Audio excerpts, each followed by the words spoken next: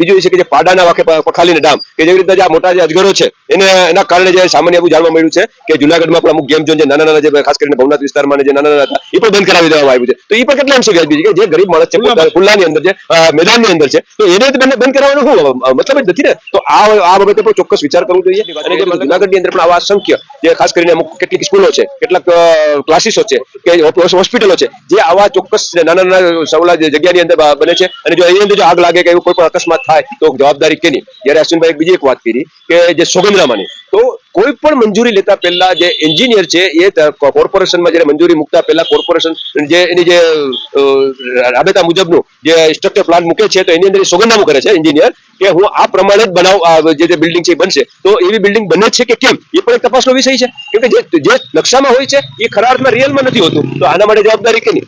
તો પાયાથી જ આ વસ્તુને આપણે આગળ કરીએ તો જ આવા ભવિષ્યમાં આવા બનાવો નહીં બને. અન્યથા આવનારા